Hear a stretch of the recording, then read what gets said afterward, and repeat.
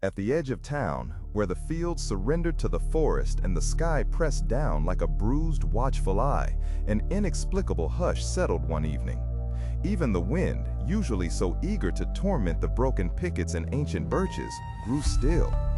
Howard trudged along the warped lane from his lonely farmhouse, clutching his lantern more tightly as the light flickered strangely, casting shapes that seemed too deliberate to be mere shadow.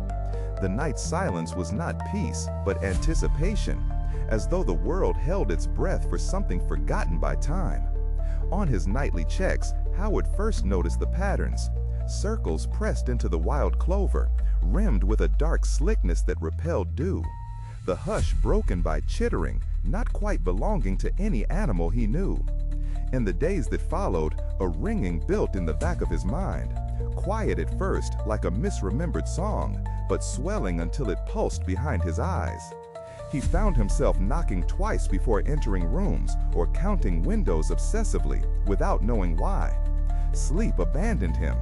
Dreams melted into vigil as he stared through trembling glass towards the tree line, certain he was watched by low, slinking things whose eyes never quite caught the light.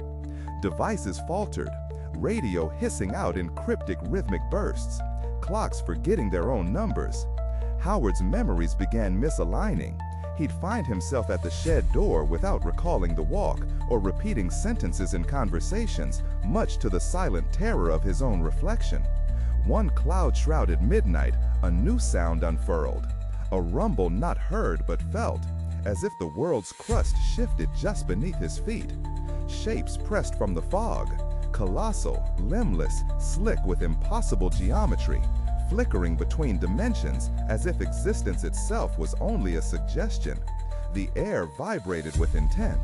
Through the ever-warping haze, Howard glimpsed a vast, impatient intelligence, a hunger not of this earth, regarding him with indifference matched only by its incomprehensibility. Come morning, the fields remained, though the patterns had spread, and the sky pulsed with a pallid, nauseous hue. Howard's door hung open, swinging gently, as if an invitation had been issued, accepted, and finally, utterly misunderstood.